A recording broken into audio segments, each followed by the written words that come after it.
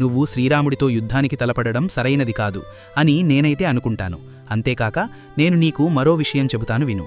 నేనొకప్పుడు పర్వతమంత శరీరం కలిగి 1000 ఏనుగుల బలం కలవాడినై పరాక్రమగర్వంతో ఈ భూమిపై తిరుగుతూ ఉండేవాణ్ణి. నల్లని మేఘంలా మెరిస్తూ బంగారు కుండలాలను కిరీటాన్ని ధరించి పరిఘ అనే ఆయుధాన్ని చేతబట్టి దండకారణ్యంలో రుసుల మాంసాలను భక్షిస్తూ తిరగసాగాను.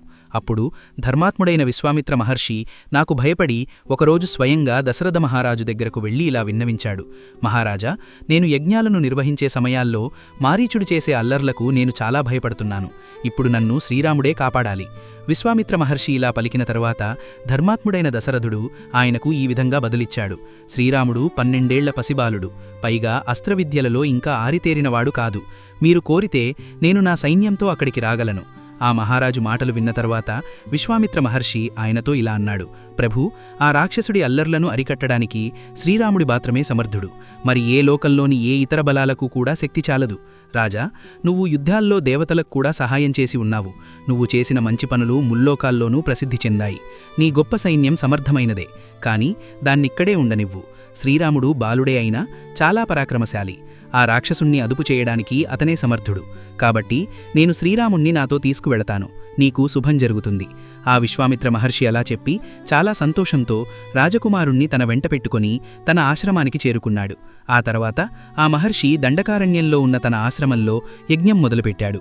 అప్పుడు శ్రీరాముడు తన అద్భుతమైన ధనుస్సును చేతపట్టి టంకార శబ్దం చేస్తూ యజ్ఞాన్ని రక్షించడానికి పూర్తిగా సిద్ధమై నిలబడ్డాడు. ఆ సమయంలో శ్రీరాముడు ఇంకా చిన్నపిల్లవాడి దశలోనే ఉన్నాడు. ఇంకా యవ్వనం మొదలవ్వలేదు. తామరరేకుల వంటి కన్నులున్న ఆ రాముడు బ్రహ్మచర్యాన్ని సూచించే ఒకే వస్త్రాన్ని, శిఖను ధరించి, ధనుస్సును ధరించి, బంగారు ఆభరణాలు వేసుకుని తన అపూర్వమైన శోభలతో ఉదయిస్తున్న బాలచంద్రుడిలా ప్రకాశిస్తూ దండకారణ్యాన్ని వెలిగిస్తున్నాడు.